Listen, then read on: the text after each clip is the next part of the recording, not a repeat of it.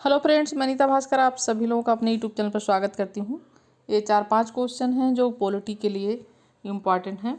और first question है, मनु के अनुसार राज्य की उत्पत्ति का सिद्धांत है शक्ति सिद्धांत, दैवी सिद्धांत, सामाजिक संविदा सिद्धांत या विकासवादी सिद्धांत। और राइट ऑप्शन क्या हो जाएगा इसका? 19 क्वेश्चन है और राइट ऑप्शन हो जाएगा ऑप्शन बी, दैवीय सिद्धांत। तो मनु के अनुसार राज्य की उत्पत्ति का जो सिद्धांत है वो क्या है? दैवीय उत्पत्ति का एक तरीके से सिद्धांत है। राज्य मनु ने क्या किया है? राज्य को दैवी उत्पत्ति माना है और इसका अर्थ होता है कि ईश्वर ने अपने प्रतिनिधियों के माध्यम से जनता पर शासन स्थापित किया है। और मनु का राजा 8 प्रकार के गुणों से संपन्न देवताओं का प्रतिरूप था और ये थे इंद्र, पवन, यम, सूर्य, अग्नि, वरुण, चंद्र और कुबेर। ठीक है, दूसरा क्वेश्चन है, लोकतंत्र की सफलता के लिए आनुपातिक प्रतिनिधित्व का समर्थन किसने किया? मॉन्टेस्क्यू ने, बेंथम ने, जे.एस. मिल ने, मैकफर्सन ने। और 20 क्वेश्चन का राइट ऑप्शन सी हो जाएगा, जे.एस. मिल ने। तो लोकतंत्र की सफलता के लिए आनुपातिक प्रतिनिधित्व का समर्थन किसने किया? वो किया है जे.एस. मिल ने। ठीक है, और जैसा कि जे.एस. मिल इंग्लैंड में प्रजातंत्र के संचालन को देखकर इस निष्कर्ष पर पहुंचा था कि निर्वाचन की जो बहुमत पद्धति है वो क्या है? अन्यायपूर्ण है। ठीक है, और उसमें उन व्यक्तियों के मतों का कोई मूल्य नहीं रह जाता जिन्होंने पराजित उम्मीदवार को मत दिया था।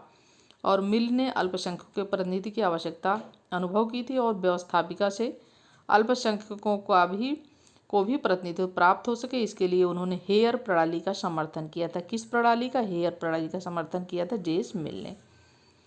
नेक्स्ट है, कौटिल्य समर्थक था निरंकुश तानाशाही का, लोकतांत्रिक राज्य का, कल्याणकारी राज्य का, समाजवादी राज्य का। और 21 क्वेश्चन का राइट ऑप्शन सी हो जाएगा, कल्याणकारी राज्य का।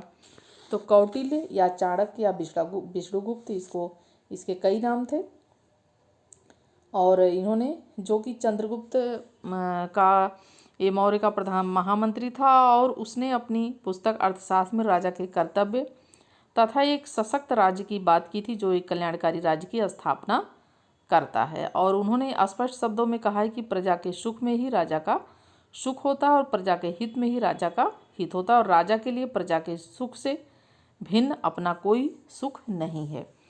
ठीक है, और 22 क्वेश्चन है, जो कौन विधायिका को कानून निर्माण के उपयुक्त निकाय नहीं मानता है? Montesquieu, J S. Mill, T H. Green, Edmund Burke. और इसका राइट ऑप्शन हो जाएगा जे.एस. मिल, ऑप्शन बी। ठीक है, और जैसा कि अभी हमने जे.एस. मिल के बारे में बात की थी। और अगला क्वेश्चन है, अध्यात्मात्मक शासन प्रणाली जिस सिद्धांत पर कार्य करती है वह शक्तियों का पृथक्करण, शक्तियों का सम्मिश्रण है, या सामूहिक उत्तरदायित्व है, या शक्तियों का विभाजन है। और इसका जो राइट ऑप्शन हो जाएगा ऑप्शन ए हो जाएगा। ठीक है, शक्तियों का पृथक्करण। एकात्मक शासन की विशेषताएं हैं। क्या विशेषताएं हैं? लिखित व कठोर संविधान, संविधान की सर्वोच्चता, दोहरी नागरिकता, या सभी शक्तियां केंद्र में निहित होती हैं। और इसका राइट ऑप्शन हो जाएगा ऑप्शन डी। एकात्मक जो सरकार होती है उसकी शक्तियां जो होती है वो केंद्रीय युक्त होती हैं। और जैसे कि UK, France, Belgium, Sri Lanka, Italy आदि ये हैं एकात्मक व्यवस्था वाले ये राज्य हैं। ठीक है, और इसमें क्या होता है? सभी शक्तियाँ जो है केंद्र में निहित होती हैं।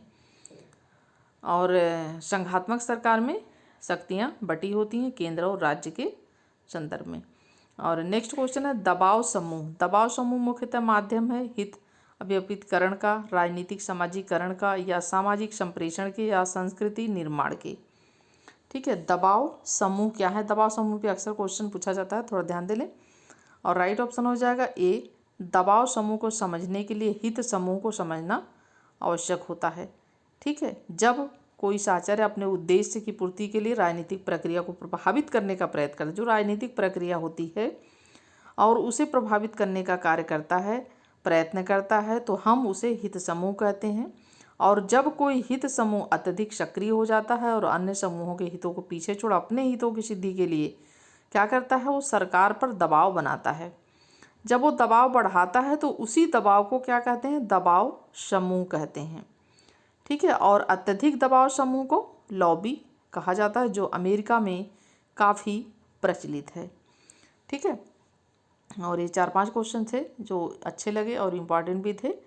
और वीडियो पसंद आई हो तो लाइक ज़रूर करिएगा और कमेंट करिएगा। इससे थोड़े क्वेश्चन की मैं आप लोगों की 5-5, 10-10 क्वेश्चन की रिवीजन करवाती रहूँगी बीच बीच में। और वैसे तो मैं वीडियो अपलोड करती हूँ, लेकिन मैं इस तरीके से भी मुझे ठीक लग रहा है कि मैं थोड़ा थोड़ा क्वेश्चन का डेली इस तरीके से रिवीजन करवाती रहूँ।